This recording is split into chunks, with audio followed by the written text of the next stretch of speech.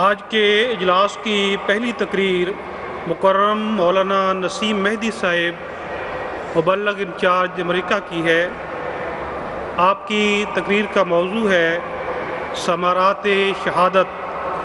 ہر شہادت تیرے دیکھتے دیکھتے پھول پھل جائے گی۔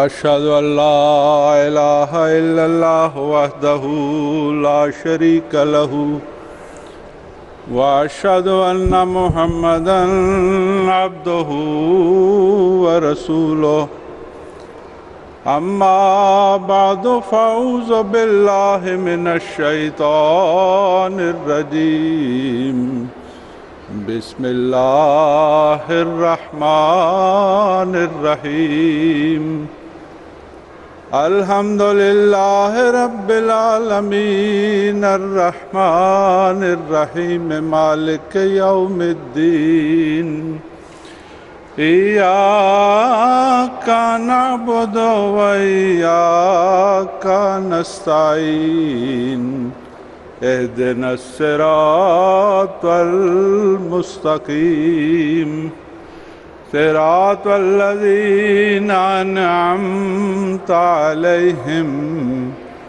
غیر المغضوب علیہم ولا الضالین۔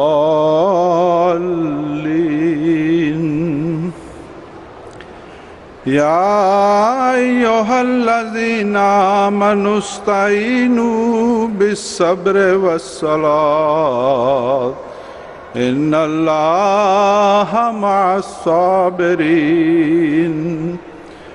ولا تقولوا لمن يقتل في سبيل الله اموات بل احیاء ولکن لا تشعرون وَلَنَبْلُوَنَّكُمْ بِشَيْءٍ مِّنَ الْخَوْفِ وَالْجُوعِ وَنَقْصٍ مِّنَ الْأَمْوَالِ وَالْأَنفُسِ وَالثَّمَرَاتِ وَبَشِّرِ الصَّابِرِينَ الَّذِينَ إِذَا أَصَابَتْهُم مُّصِيبَةٌ قَالُوا اِنَّا لِلَّهِ وَإِنَّا إِلَيْهِ رَاجِعُونَ اولئک علیہم صلوات من ربہم ورحمہ واولئک هم المہتدون۔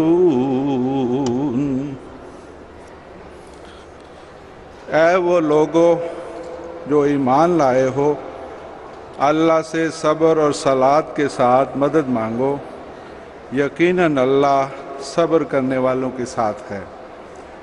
اور جو اللہ کی راہ میں قتل کیے جائیں ان کو مردے نہ کہو، بلکہ وہ تو زندہ ہیں لیکن تم شعور نہیں رکھتے۔ اے مومنو، ہم تمہیں اس طرح پر آزماتے رہیں گے کہ کبھی کوئی خوفناک حالت تم پر طاری ہوگی، اور کبھی فقر و فاقہ تمہارے شامل حال ہوگا، اور کبھی تمہارا مالی نقصان ہوگا، اور کبھی جانوں پر آفت آئے گی، اور کبھی اپنی محنتوں میں ناکام رہو گے، اور حسب المراد نتیجے کوششوں کے نہیں نکلیں گے، اور کبھی تمہاری پیاری اولاد مرے گی۔ پس ان لوگوں کو خوشخبری ہو کہ جب ان کو کوئی مصیبت پہنچے تو وہ کہتے ہیں کہ ہم خدا کی چیزیں اور اس کی امانتیں اور اس کے مملوک ہیں۔ پس حق یہی ہے کہ جس کی امانت ہے اس کی طرف رجوع کرے۔ یہی لوگ ہیں جن پر خدا کی رحمتیں ہیں، اور یہی لوگ ہیں جو خدا کی راہ کو پا گئے۔ پیارے بھائیوں اور بہنوں، السلام علیکم ورحمۃ اللہ وبرکاتہ۔ خاکسار ناچیز کو ارشاد ہوا ہے کہ ثمرات شہادت کے موضوع پر آپ کی خدمت میں اپنی گزارشات پیش کرے۔ وما توفیقی الا باللہ العلی العظیم۔ عربی زبان میں شہادت کا لفظ گواہی کے لیے آتا ہے، یہ غائب کا متضاد ہے یعنی حاضر۔ قرآن کریم میں اللہ کی صفت عالم الغیب و شہادہ آئی ہے۔ شاہد اور شہید ہم معنی ہیں یعنی حاضر اور گواہ۔ اللہ تعالیٰ کی صفت شہید قرآن کریم میں 19 بار آئی ہے، جیسے ان اللہ علی کل شیء شہید، یعنی اللہ ہر جگہ موجود ہے، اس سے کوئی چیز اوجھل نہیں، وہ ہر چیز پر گواہ اور نگران ہے۔ تمام انبیاء بشمول حضرت محمد مصطفیٰ صلی اللہ علیہ وسلم کو قرآن کریم میں شہید کہا گیا ہے، کیونکہ وہ اللہ کی ذات کی گواہی دیتے ہیں اور اپنی قوموں پر قیامت کے روز گواہ ہوں گے۔ کلمہ شہادت میں اشہد اللہ الہ الا اللہ انہی معنوں میں ہے۔ اشہد اس شہد کو کہتے ہیں جو چھتے سے نہ نکالا گیا ہو۔ خدا تعالیٰ کی راہ میں جان دینا بھی شہادت کہلاتا ہے، اور جان دینے والے کو شہید کہتے ہیں، جس کی جمع شہداء ہے۔ اب سوال پیدا ہوتا ہے کہ اگر شہید کے معنی گواہ کے ہیں تو شہید کو شہید ہم کیوں کہتے ہیں؟ نمبر 1، ایسے شخص کے حق میں فرشتے جنت کی گواہی دیتے ہیں۔ نمبر 2، جس نے خدا کی خاطر حق کی گواہی دیتے ہوئے جان دے دی۔ نمبر 3، جو کلمہ شہادت پڑھا تھا اپنے عمل سے اس کی تصدیق کر دی۔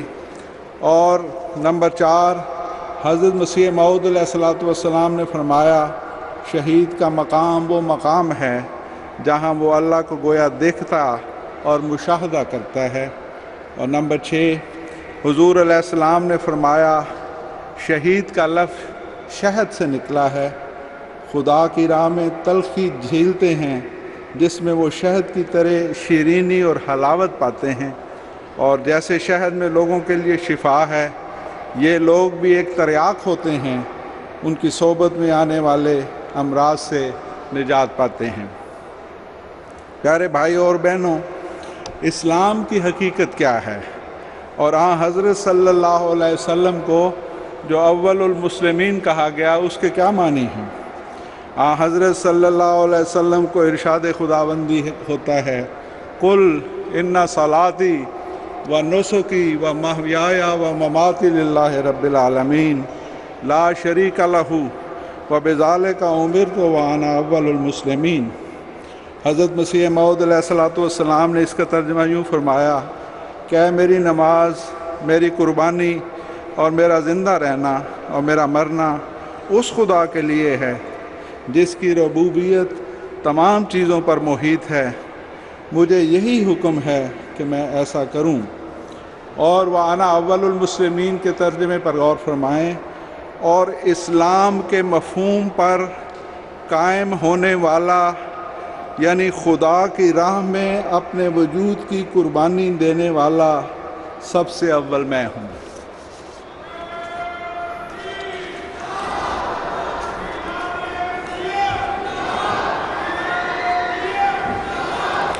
حضرت صلی اللہ علیہ وسلم کی ساری زندگی کا خلاصہ یہی ہے۔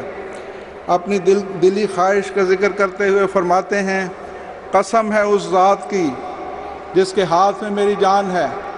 حضرت محمد مصطفیٰ صلی اللہ علیہ وسلم فرما رہے ہیں قسم ہے اس ذات کی جس کے ہاتھ میں میری جان ہے، میری تو دلی تمنا اور خواہش ہے کہ میں خدا کی راہ میں مارا جاؤں، پھر زندہ کیا جاؤں، پھر اس کی راہ میں مارا جاؤں، پھر زندہ کیا جاؤں، پھر اس کی راہ میں شہید کیا جاؤں۔ بیعت کی حقیقت اور شہادت کا کیا تعلق ہے؟ سورہ توبہ کی آیت 111 میں جس تجارت کا ذکر ہے وہ کتنی حسین تجارت ہے۔ اللہ تعالیٰ فرماتا ہے مومنو تمہاری جانیں اور تمہارے اموال میں خریدتا ہوں، اور یہی بیعت کے معنی ہیں، اور اس کے بدلے میں اپنی رضا کی جنت تمہیں عطا کرتا ہوں۔ بیعت اور اسلام کی حقیقت ایک ہی ہے کہ جو کلمہ شہادت منہ سے پڑھے اس کی تصدیق کے لیے اپنی جان کی شہادت پیش کرنے کے لیے ہر وقت تیار رہے، خدا چاہے تو لے لے اور نہ چاہے تو نہ لے۔ اس سے بیعت کی دیگر اغراض بھی پوری ہوں گی، جس کے بارے میں حضرت مسیح موعود علیہ السلام فرماتے ہیں تمام مخلصین داخلین سلسلہ بیعت اس عاجز پر ظاہر ہو کہ بیعت کرنے سے غرض یہ ہے کہ تا دنیا کی محبت ٹھنڈی ہو اور اپنے مولا کریم اور رسول مقبول صلی اللہ علیہ وسلم کی محبت دل پر غالب آ جائے اور ایسی حالت انقطاع پیدا ہو جائے جس سے سفر آخرت مکروہ معلوم نہ ہو، یعنی جان دینا مکروہ نہ ہو، اسے کراہت نہ ہو، بلکہ بخوشی وہ اپنی جان اللہ تعالیٰ کے حضور پیش کر دے۔ پیارے بھائیوں اور بہنوں، خدا تعالیٰ کی خاطر جان کی قربانی کا مضمون حضرت ابراہیم علیہ السلام سے شروع ہوتا ہے۔ جب آپ اپنے بیٹے اسماعیل علیہ السلام کو اپنے ہاتھ سے ذبح کرنے کے لیے تیار ہو گئے تھے، اس وقت اللہ تعالیٰ نے فرمایا وَفَدَيْنَاهُ بِذِبْحٍ عَظِيمٍ کہ ہم نے اسماعیل علیہ السلام کی زندگی بچا لی، لیکن اس کا فدیہ مانگا کہ ایک عظیم الشان قربانی تم سے لی جائے گی جو بہت لمبے عرصے تک ممتد ہوگی۔ حضرت خلیفۃ المسیح رابع رحمہ اللہ تعالیٰ اس کے معنی یہ کیا کرتے تھے کہ چونکہ حضرت صلی اللہ علیہ وسلم نے حضرت اسماعیل علیہ السلام کی اولاد سے پیدا ہونا تھا، اس لیے انہیں بچایا گیا، اور پھر حضور صلی اللہ علیہ وسلم کے صحابہ نے خدا کی راہ میں بھیڑ بکریوں کی طرح ذبح ہونا تھا، لیکن حضور کے دامن سے ثابت قدمی کے ساتھ چمٹے رہنا تھا۔ اب میں ان قربانیوں کے بعض نمونے آپ کی خدمت میں پیش کرتا ہوں۔ جنگ احد جب ختم ہوئی تو رسول خدا صلی اللہ علیہ وسلم ایک ایک کر کے اپنے وفا شعار صحابہ کے بارے میں معلوم کر رہے تھے۔ فرمایا دیکھو سعد بن ربیع کہاں ہے؟ دو صحابی محمد بن مسلمہ اور ابی بن کعب ان کی تلاش میں جانے لگے تو حضور نے فرمایا کہ سعد کو میرا سلام کہنا اور کہنا کہ خدا کا رسول تمہیں یاد کرتا ہے اور تمہارا حال پوچھتا ہے۔ دونوں صحابی بڑی مشکل سے ڈھونڈتے ڈھونڈتے حضرت سعد کے پاس پہنچتے، اس وقت ان پر نزع کا عالم تھا۔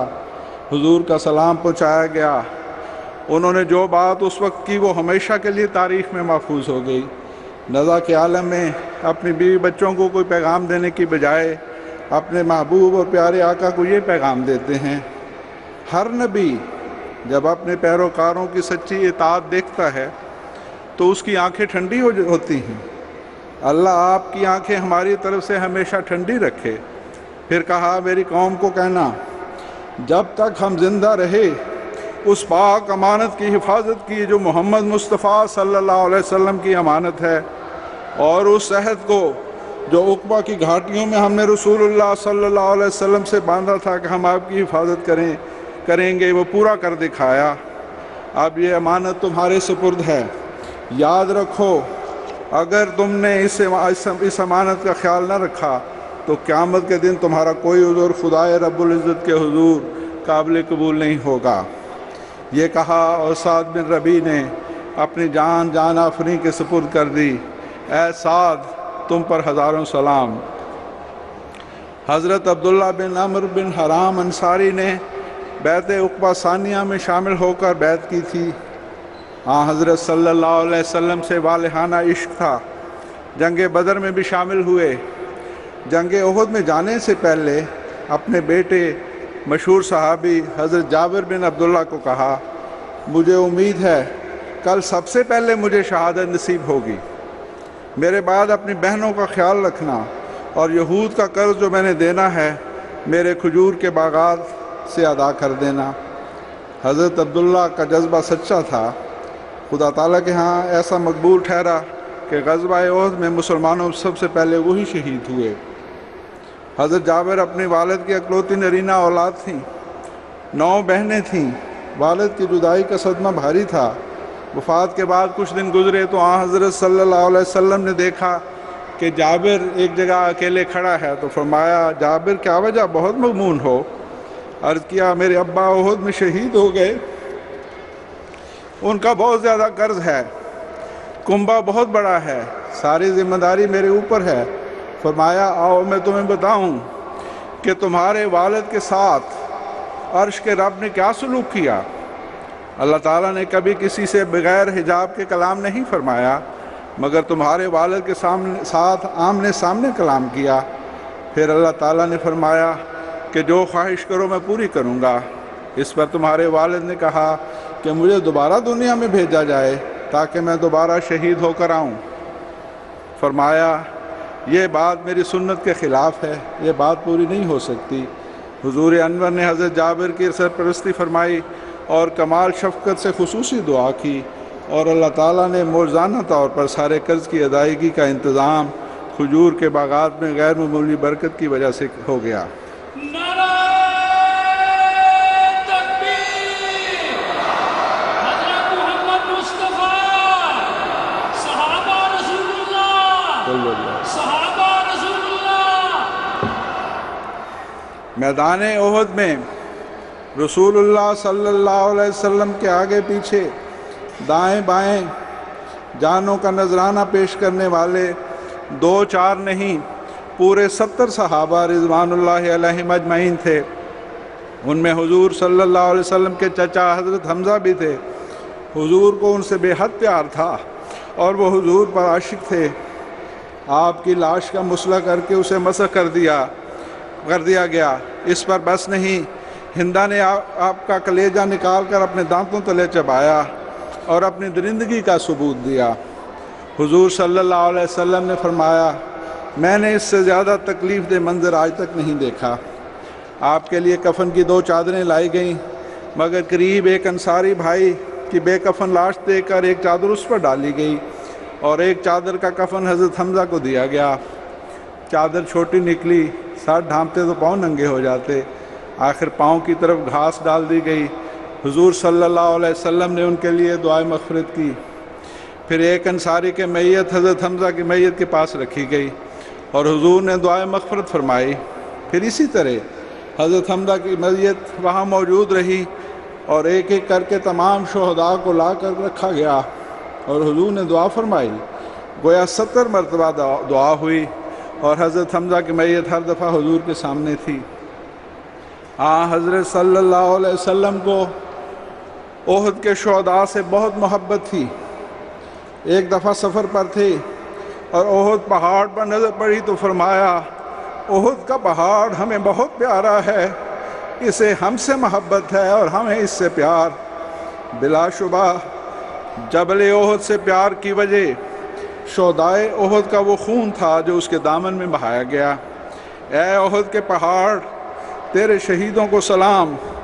صحابہ رسول صلی اللہ علیہ وسلم کی شان میں حضرت مسیح موعود علیہ السلام فرماتے ہیں قاموا باقدام الرسول بغزوہم کالعاشق المشکوف فی المیدان فدم الرجال لصدقہم فی حبہم تحت السیوف اریک کالقربانی، یعنی محمد رسول اللہ صلی اللہ علیہ وسلم کے صحابہ میدان جنگ میں سچے عاشقوں کی مانند کود پڑے اور آگے قدم بڑھاتے چلے گئے، اور ان بہادر اور عظیم شان مردوں کا خون ان کی محبت میں صدق و صفا کی وجہ سے تلواروں تلے قربانیوں کی طرف بہایا گیا۔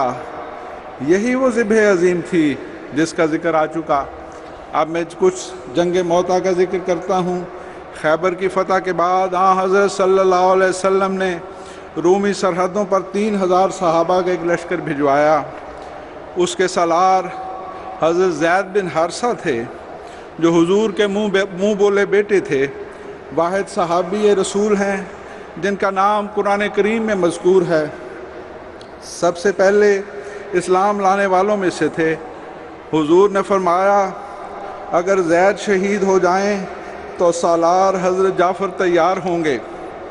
حضرت جعفر تیار حضرت ابو طالب کے بیٹے، حضرت علی کے بڑے بھائی، ہجرت حبشہ میں نجاشی بادشاہ کے سامنے مسلمانوں کی نمائندگی کرنے والے تھے، اور حضور کو یہ چچا زاد بھائی بہت ہی پیارا تھا۔ آپ نے فرمایا اگر جعفر شہید ہو جائیں تو عبداللہ بن رواحہ سالار جنگ ہوں گے۔ حضرت عبداللہ بن رواحہ نے بیعت عقبہ ثانیہ میں بیعت کی تھی، لکھنا پڑھنا جانتے تھے، حضور صلی اللہ علیہ وسلم کے لیے کتابت کا کام کرتے تھے، اعلیٰ پائے کے شاعر تھے۔ حضور کا فرمان تھا کہ اگر عبداللہ بن رواحہ بھی شہید ہو جائیں تو پھر باہمی مشورے سے سالار منتخب کر لیا جائے۔ جنگ شروع ہوئی تو حضور انور صلی اللہ علیہ وسلم کو اللہ تعالیٰ نے کشفی طور پر اطلاع دے دی کہ یکے بعد دیگرے تینوں سالار، اور نشان یہ تھا کہ اسی ترتیب سے جس طرح حضور نے انہیں مقرر فرمایا تھا شہید ہو گئے ہیں۔ جب شہادت کی اطلاع حضرت زید بن حارثہ کے گھر پہنچی تو ان کی صاحبزادی روتے ہوئے نبی کریم سے لپٹ گئی، حضور بھی رو پڑے اور شدت غم سے آپ کی سسکی نکل گئی۔ اس پر حضرت سعد بن عبادہ نے عرض کیا، یا رسول اللہ یہ کیا ماجرا ہے؟ فرمایا، ایک حبیب کا اپنے محبوب سے اظہار محبت۔ حضور صلی اللہ علیہ وسلم شہادت کی خبر آنے پر حضرت جعفر طیار کے ہاں تشریف لے گئے۔ حضرت جعفر کی بیوہ اسما کا بیان ہے کہ گھر کا کام کاج ختم کر کے بچوں کو نہلا دھلا کر فارغ ہوئی تھی کہ حضور تشریف لے آئے۔ فرمایا، جعفر کے بچوں کو میرے پاس لاؤ۔ آپ نے انہیں گلے لگایا، پیار کیا، پھر آپ کی آنسوں سے آنسو امڑ آئے۔ اسما کہتی ہیں، میں نے عرض کیا، یا رسول اللہ میرے ماں باپ پر فدا ہوں، آپ کیوں روتے ہیں؟ کیا جعفر کی کوئی خبر آئی ہے؟ فرمایا، ہاں جعفر شہید ہو گئے۔ میں چیخیں مار کر رونے لگی۔ حضور یہ دیکھ کر تشریف لے گئے۔ پھر دوبارہ جب میری حالت سنبھلی تو تعزیت کے لیے تشریف لائے۔ تیسرے سالار حضرت عبداللہ بن رواحہ نے میدان جنگ میں اپنی بیوی کے نام جو شعر بھیجے وہ اس مضمون کے تھے کہ جو میں رات کی شام جب تم نے میرے اونٹ کے پالان کو سفر جہاد کے لیے درست کیا تھا اور آخری دفعہ میرے قریب تھی، تیری حالت کیا خوب اور مبارک تھی، تجھ میں کوئی عیب اور خرابی نہیں، مگر اب میں اس میدان جنگ میں آ چکا ہوں اور اب میں لوٹ کر کبھی نہیں آؤں گا۔ یہ سن کر زید بن ارقم، جسے آپ نے یتیمی کی حالت میں لے کر پالا تھا، وہ رو پڑے۔ تو آپ نے فرمایا، اس میں تمہارا کیا نقصان ہے کہ اگر خدا تعالیٰ مجھے شہادت کا رتبہ عطا کر دے۔ جب حضور انور نے تیسرے سالار جنگ کی شہادت کا ذکر فرمایا تو اس کے بعد فرمایا، اس کے بعد خدا کی تلواروں میں سے ایک تلوار نے اسلام کا جھنڈا لے لیا، سنبھال لیا، اور خدا تعالیٰ نے اسے فتح بخشی۔ یہ اللہ کی تلوار یا سیف اللہ حضرت خالد بن ولید تھے۔ حضرت خالد بن ولید نعرہ تکبیر، اسلام احمدیت، حضرت محمد مصطفیٰ، شہیدان احمدیت۔ حضرت خالد بن ولید کی طبی وفات کا وقت آیا تو بہت رنجیدہ تھے۔ ایک شخص کو کہا، میرے جسم سے کپڑا اٹھا کر دیکھو، کیا تمہیں 1 انچ بھی ایسا نظر آ رہا ہے جہاں تلوار، نیزے یا تیر کے زخم کا نشان نہ ہو؟ پھر آپ دیدہ ہو کر فرمانے لگے، میں ہمیشہ میدان کارزار میں شہادت کی تمنا لے کر جاتا تھا، لیکن خدا تعالیٰ کو کچھ اور ہی منظور تھا، اور آج میں بستر پر پڑا آخری سانسیں لے رہا ہوں۔ پیارے بھائیوں اور بہنوں، جس عظیم المرتبت سالار کو حضرت محمد مصطفیٰ صلی اللہ علیہ وسلم نے سیف اللہ یعنی اللہ کی تلوار کا خطاب دیا تھا، اللہ کی غیرت کیسے گوارا کرتی کہ وہ دشمن کے ہاتھوں شہید کیا جاتا اور دشمن یہ کہتا پھرتا کہ ہم نے اللہ کی تلوار کو توڑ دیا ہے۔ اے خالد بن ولید رضی اللہ عنہ کا، تجھ پر ہزاروں ہزار رحمتیں اور سلام۔ خدا تعالیٰ کی قسم، تو نے سیف اللہ ہونے کا حق خوب ادا کیا، اور یقیناً تو اس گروہ میں شامل ہے جس کے بارے میں اللہ تعالیٰ نے فرمایا ہے، رضی اللہ عنہم ورضوا عنہ، اللہ ان سے راضی ہوا اور وہ اللہ سے راضی ہو گئے۔ اب میں ان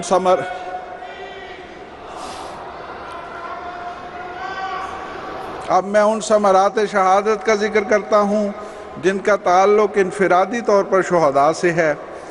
نمبر 1، اللہ تعالیٰ نے فرمایا، وَلَا تَقُولُوا لِمَنْ يُقْتَلُ فِي سَبِيلِ اللَّهِ أَمْوَاتٌ، تم شہداء کو مردہ نہ کہو، وہ زندہ ہے۔ مرنے کے بعد تو ہر اچھا برا ایک زندگی پاتا ہی ہے، یہاں شہداء کے لیے خصوصی زندگی ہے، اسی لیے فرمایا تمہیں اس کا شعور نہیں۔ نمبر 2، اولئک علیہم صلوات من ربہم ورحمہ، شہداء اللہ تعالیٰ کی رحمتوں اور برکتوں کے وارث ہوتے ہیں۔ نمبر 3، واولئک ھم المہتدون، وہ اپنی زندگی کے مقصد کو پائیں گے کیونکہ اللہ تعالیٰ ان کو اپنا رستہ دکھا دیتا ہے۔ نمبر 4، وَلَئِن قُتِلْتُمْ فِي سَبِيلِ اللَّهِ أَوْ مُتُّمْ لَمَغْفِرَةٌ مِّنَ اللَّهِ وَرَحْمَةٌ، شہداء کو مغفرت الہی اور رحمت عطا ہوتی ہے جسے اللہ تعالیٰ کی طرف سے یہ خوشخبری مل جائے کہ اس کے تمام گناہ اور خطائیں اور لغزشیں معاف ہو گئیں اور اللہ راضی ہو گیا، اسے اور کیا چاہیے۔ نمبر 5 فرمایا خیر مما یجمعون، جو شہداء کو ملتا ہے وہ دنیا کی تمام نعمتوں اور دولتوں سے بہتر ہے۔ نمبر 6 بل احیاء عند ربہم یرزقون، شہداء اللہ کے پاس ہیں، عند ربہم، اللہ کے اپنے رب کے پاس ہیں، اس کے مہمان ہیں، گویا وہ انہیں خود کھلاتا پلاتا ہے۔ اللہ اللہ کیا شان ہے کہ اللہ کی مہمانی سے متمتع ہو رہے ہیں۔ نمبر 7 فرحین بما آتاہم اللہ من فضلہ، اللہ تعالیٰ کے فضلوں کو پا کر شہداء غیر معمولی طور پر خوش ہیں اور خوشی سے پھولے نہیں سماتے۔ نمبر 8 وَيَسْتَبْشِرُونَ بِالَّذِينَ لَمْ يَلْحَقُوا بِهِم مِّن خَلْفِهِم، شہداء کو پیچھے رہنے والے مومنوں، بیوی بچوں اور ان کے پیاروں کے بارے میں جنت میں خوشخبریاں ملتی رہتی ہیں کہ تمہاری قربانی کے نتیجے میں اللہ کس طرح ان پر اپنی رحمتوں اور برکتوں کی بارش نازل فرما رہا ہے۔ نمبر 9 اللہ خوف علیہم ولا ہم یحزنون، ان پر کوئی خوف نہیں ہوگا اور نہ وہ غمگین ہوں گے۔ جو جنت میں پہنچا اسے کیا خوف، مراد یہ ہے کہ ان کو اپنے لواحقین کی طرف سے تسلی ہوگی اور اطمینان ہوگا کہ اللہ ان کا حافظ و ناصر ہے۔ نمبر 10 وَأَنَّ اللَّهَ لَا يُضِيعُ أَجْرَ الْمُؤْمِنِينَ، شہداء کو تمام مومنوں کے بارے میں مسلسل خوشخبریاں ملیں گی کہ بحیثیت جماعت ان پر مسلسل اللہ کی نعمتیں اور فضل نازل ہو رہے ہیں اور وہ اپنے مقاصد میں کامیاب ہو رہے ہیں۔ گویا شہداء کو اسلام اور احمدیت کی کامیابیوں کی خبریں مسلسل ملتی رہیں گی۔ نمبر 11 والذین قتلوا فی سبیل اللہ فلن یضل اعمالہم، وہ جو اللہ کی راہ میں شہید کیے گئے ہیں اللہ ان کے اعمال کو ہرگز ضائع نہیں کرے گا، یعنی وہ مقاصد ان کی موت کے بعد جماعت مومنین ضرور حاصل کرے گی جن کے لیے یہ قربانی دی گئی ہے۔ اب میں شہادت کے وہ ثمرات جن کا تعلق جماعت مومنین سے ہے اس کا کچھ تذکرہ کرتا ہوں۔ نمبر 1 حضرت ابراہیم علیہ السلام اور حضرت اسماعیل علیہ السلام جان کی ایک قربانی دینے کے لیے تیار ہوئے۔ اللہ تعالیٰ نے ظاہری طور پر جان لینے کی ان کی اس نیت کو قبول فرمایا اور ایسے عظیم الشان فضل حضرت ابراہیم علیہ السلام اور آپ کی اولاد پر کیے کہ انسان حیران رہ جاتا ہے۔ بنی اسرائیل کے تمام انبیاء آپ کی اولاد سے ہوئے اور پھر سب سے بڑھ کر یہ کہ حضرت صلی اللہ علیہ وسلم حضرت اسماعیل علیہ السلام کی اولاد میں سے ہوئے۔ گویا ایک عظیم الشان قوم آپ کی ایک قربانی کی نیت کی وجہ سے بن گئی۔ نمبر 2 حضرت صلی اللہ علیہ وسلم اور آپ کے صحابہ قربانیاں اور جانوں کے نذرانے اللہ کے حضور نہ پیش کرتے تو کیا اسلام کو وہ عظیم الشان فتوحات حاصل ہوتی جن کو دیکھ کر انسانی عقل دنگ رہ جاتی ہے۔ اللہ تعالیٰ فعال لما یرید ہے، یعنی وہ جو چاہتا ہے کرتا ہے، وہ سب طاقتوں کا مالک ہے، لیکن یہ اس کی سنت مستمرہ ہے کہ وہ مومنین کی جماعت سے قربانیاں لیتا ہے اور اس کے بدلے میں ان پر اپنی رحمتوں اور فضلوں کی تیز بارش کرتا ہے۔ نمبر 3 ایک طرف اللہ تعالیٰ مومنین کی جماعت کو بڑھاتا چلا جاتا ہے اور دوسری طرف اس کے دشمنوں کا قلع کما کرتا چلا جاتا ہے۔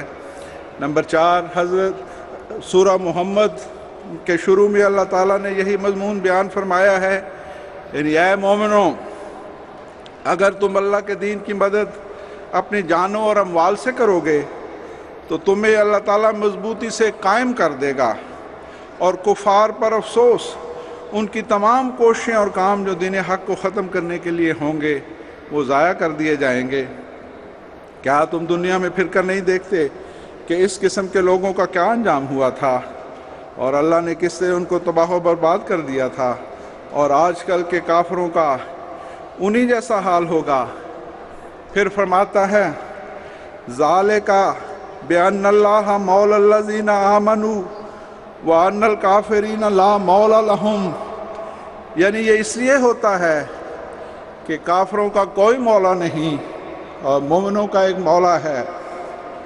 جب یہ آیت کریمہ میں لکھ رہا تھا تو مجھے حضرت خلیفۃ المسیح رابع رحمہ اللہ تعالیٰ کا وہ خطبہ جمعہ یاد آ گیا، جس میں حضور نے اپنے زمانے کے فرعون کو متنبع فرمایا تھا، جو نعوذ باللہ احمدیت کو قادیانیت کہتا اور یہ کہتا تھا کہ یہ کینسر ہے جسے میں ختم کر دوں گا۔ حضرت خلیفۃ المسیح رابع نے فرمایا تھا جماعت احمدیہ کا ایک مولا ہے اور زمین و آسمان کا خدا ہمارا مولا ہے، لیکن میں تمہیں بتاتا ہوں کہ تمہارا کوئی مولا نہیں۔ خدا کی قسم جب ہمارا مولا ہماری مدد کو آئے گا تو کوئی تمہاری مدد نہیں کر سکے گا۔ خدا کی تقدیر۔ تکبیر! اسلام احمدیت حضرت محمد مصطفیٰ غلام احمد کی خلافت احمدیہ۔ خدا کی قسم جب ہمارا مولا ہماری مدد کو آئے گا تو تمہاری کوئی مدد نہیں کر سکے گا۔ خدا کی تقدیر جب تمہیں ٹکڑے ٹکڑے کرے گی، تمہارے نام و نشان مٹا دیے جائیں گے اور ہمیشہ دنیا تمہیں ذلت اور رسوائی سے یاد رکھے گی، اور حضرت مسیح موعود علیہ السلام عاشق محمد مصطفیٰ صلی اللہ علیہ وسلم کا نام ہمیشہ روز بروز زیادہ سے زیادہ عزت اور محبت اور عشق کے ساتھ یاد کیا جائے گا۔ حضرت محمد مصطفیٰ، حضرت محمد مصطفیٰ غلام احمد کی خلافت احمدیہ، جماعت احمدیہ عالم کی قادیات تمام۔ پیارے بھائی اور بہنوں، حضرت بانی سلسلہ احمدیہ مرزا غلام احمد قادیانی مسیح موعود و مہدی موعود نبی اللہ علیہ الصلاۃ والسلام نے اس زمانے میں اپنے پیارے آقا اور مطاع حضرت رسول اکرم محمد مصطفیٰ احمد مجتبیٰ خاتم النبیین و افضل الرسل صلی اللہ علیہ وسلم کے اسوے کو دوبارہ زندہ کر دیا۔ اپنے آقا و مولا کی طرح اپنے شوق شہادت کا ذکر کرتے ہوئے فرماتے ہیں من آنستم کہ روز جنگ بینی پشت من، آمنم کاندر میں آنے خاک و خون بینی سرے۔ میں وہ نہیں ہوں کہ جنگ کے روز جس کی پشت نظر آئے، بلکہ میں وہ ہوں جس کا سر تمہیں خاک و خون میں لتھڑا ہوا نظر آئے گا۔ من آنستم کے روز جنگ بینی پشت من، آمنم کا در میں آنے خاک و خون بینی سرے۔ پھر اپنے آقا و مولا کی طرح فرماتے ہیں میں یہی آرزو رکھتا ہوں کہ اللہ تعالیٰ کی راہ میں زندگی وقف کرنے کے لیے اگر مر کر پھر زندہ ہوں اور پھر مروں اور زندہ ہوں تو ہر بار میرا شوق ایک لذت کے ساتھ بڑھتا ہی جاوے۔ حضرت مسیح موعود علیہ السلام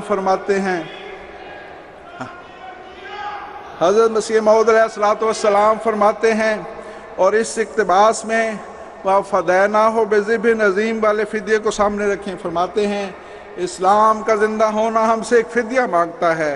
وہ کیا ہے؟ ہمارا اسی راہ میں مرنا۔ یہی موت ہے جس پر اسلام کی زندگی، مسلمانوں کی زندگی اور زندہ خدا کی تجلی موقوف ہے، اور یہی وہ چیز ہے جس کا دوسرے لفظوں میں اسلام نام ہے۔ حضرت مسیح موعود علیہ السلام اپنی کتاب تذکرۃ الشہادتین میں دو شہادتوں کا ذکر بڑے دردناک انداز میں فرماتے ہیں۔ پہلی شہادت میاں عبد الرحمن صاحب رضی اللہ تعالیٰ عنہ کی تھی، جنہیں گلا گھونٹ کر شہید کیا گیا۔ پھر حضرت شہزادہ عبداللطیف کے تفصیلی واقعات اس کتاب میں درج ہیں۔ اس کا خلاصہ حضور کے ہی الفاظ میں پیش ہے۔ حضرت صاحبزادہ صاحب کوئی معمولی انسان نہیں تھے، دنیاوی لحاظ سے بھی کئی لاکھ کی جاگیر کے مالک تھے، علماء کے سردار جید عالم اور امیر کابل کے دربار میں بہت معزز تھے۔ 50,000 سے زائد ان کے ارادت مند تھے۔ دنیاوی اور علمی مقام کے علاوہ صاحب رویا اور کشوف بزرگ تھے، اور شہادت سے پہلے بار بار اللہ تعالیٰ کی طرف سے شہادت کی خوشخبریاں مل رہی تھیں۔ قادیان میں کئی مہینے قیام کے بعد جب کابل کو واپسی ہوئی تو صاحبزادہ صاحب نے امیر کابل کو اطلاع دی، اور اس نے دھوکہ دے کر لکھا کہ آپ بلا خوف و خطر آ جائیں، اگر یہ دعویٰ سچا ہوگا تو میں بھی مرید ہو جاؤں گا۔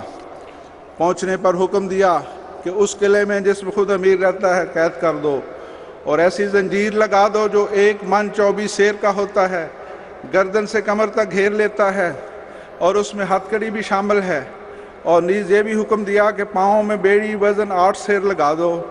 پھر اس کے بعد مرحوم 4 مہینے اور ایک روایت میں 1.5 ماہ قید رہے۔ شہادت کے روز امیر نے اپنے ہاتھ سے ایک لمبا چوڑا کاغذ لکھا اور اس میں مولویوں کا فتویٰ درج کیا، اور اس میں لکھا کہ ایسے کافر کی سنسار کرنا سزا ہے۔ تب وہ فتویٰ اخوند زادہ مرحوم کے گلے میں لٹکا دیا گیا۔ پھر امیر نے حکم دیا کہ شہید مرحوم کے ناک میں چھید کر کے اس میں رسی ڈال دی جائے، اور اس رسی سے شہید مرحوم کو کھینچ کر مقتل یعنی سنسار کرنے کی جگہ تک پہنچایا جائے۔ شہر کی ہزارہا مخلوق اس تماشے کو دیکھنے کے لیے گئی۔ شہزادہ مرحوم کو کمر تک زمین میں گاڑ دیا۔ امیر ان کے پاس گیا اور کہا، اگر تو قادیانی جو مسیح موعود ہونے کا دعویٰ کرتا ہے کا انکار کرے تو اب بھی میں تجھے بچا لیتا ہوں۔ جب ایسی نازک حالت سے شہید مرحوم نے بار بار کہہ دیا کہ میں ایمان کو جان پر مقدم رکھتا ہوں، تب قاضی نے ایک پتھر چلایا، جس پتھر سے شہید مرحوم کو زخم کاری لگا اور گردن جھک گئی۔ پھر بعد اس بدقسمت امیر نے اپنے ہاتھ سے پتھر چلایا، پھر کیا تھا، اس کی پیروی سے ہزاروں پتھر اس شہید پر پڑنے لگے۔ پھر فرماتے ہیں، اے عبداللطیف، تیرے پر ہزاروں رحمتیں کہ تو نے میری زندگی میں ہی اپنے صدق کا نمونہ دکھایا، اور جو لوگ میری جماعت میں سے میری موت کے بعد رہیں گے میں نہیں جانتا کہ وہ کیا کام کریں گے۔ پھر فرمایا، غور سے سنیے، فرمایا، اے کابل کی زمین، تو گوار ہے کہ تیرے پر سخت جرم کا ارتکاب کیا گیا۔ اے بدقسمت زمین، تو خدا کی نظر سے گر گئی کہ تو اس ظلم عظیم کی جگہ ہے۔ 27 مئی 2008 کو خلافت احمدیہ کے 100 سال پورے ہونے پر خلافت احمدیہ اور قدرت ثانیہ کے 5ویں مظہر حضرت مرزا مسرور احمد خلیفۃ المسیح الخامس ایدہ اللہ تعالیٰ بنصر عزیز نے دنیا کی تمام احمدیوں سے بیک وقت سیٹلائٹس کے رابطوں کے ذریعے یہ عہد لیا تھا۔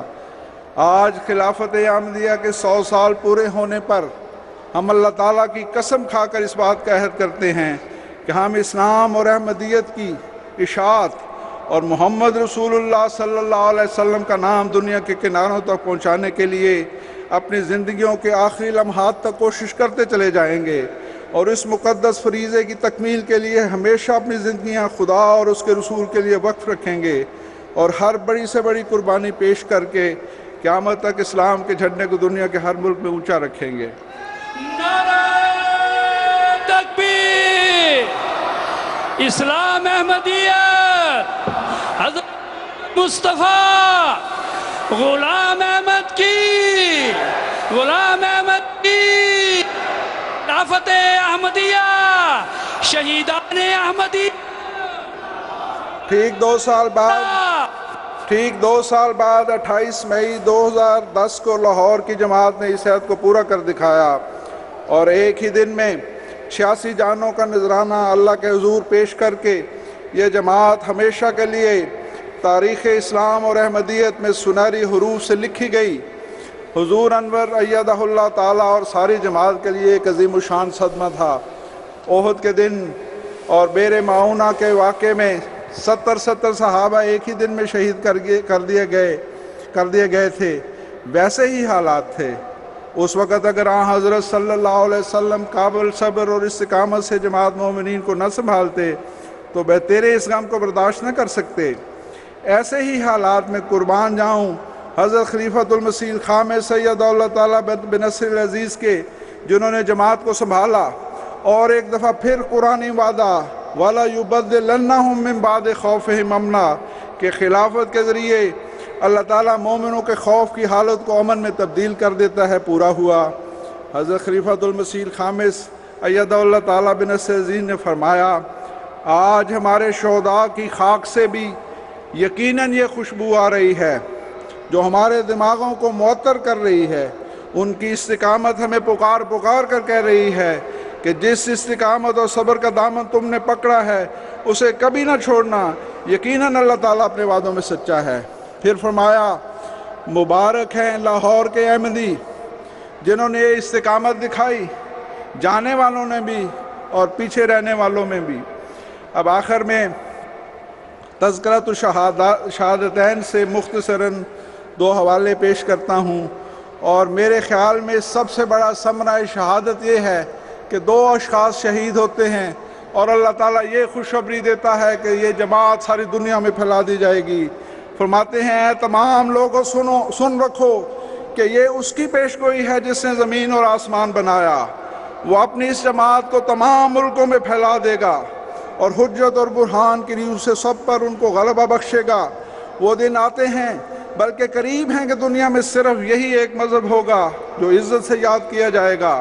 خدا اس مذہب اور اس سلسلے میں فوق العادت برکت ڈالے گا اور ہر ایک جو اس کے معدوم کرنے کا فکر رکھتا ہے نامراد رکھے گا، اور یہ غلبہ ہمیشہ رہے گا یہاں تک کہ قیامت آ جائے گی۔ پھر لکھتے ہیں، اور ابھی 30ویں صدی آج کے دن سے پوری نہیں ہوگی کہ عیسیٰ کا انتظار کرنے والے کیا مسلمان اور کیا عیسائی سخت نومید اور بدظن ہو کر اس جھوٹے عقیدے کو چھوڑیں گے، اور دنیا میں ایک ہی مذہب ہوگا اور ایک ہی پیشوا۔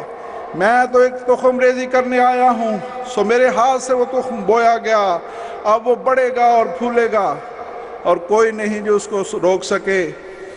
تم دعائیں کرو، یہ دعا ہی تو تھی جس نے توڑا تھا سر کبر نمرود کا، ہے ازل سے یہ تقدیر نمرودیت، آپ ہی آگ میں اپنے جل جائے گی۔ یہ دعا ہی کا تھا معجزہ کے عصا، ساحروں کے مقابل بنا اژدہا۔ آج بھی دیکھنا مرد حق کی دعا، سحر کی ناگنوں کو نگل جائے گی۔ خون شہیدان ملت کا اے کم نظر، رائے گاں کب گیا تھا کہ اب جائے گا۔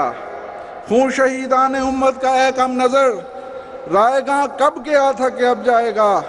ہر شہادت تیرے دیکھتے دیکھتے پھول پھل لائے گی، پھول پھل جائے گی۔ اللہم صلی علی محمد وعلی آل محمد وبارک وسلم انکا حمید مجید۔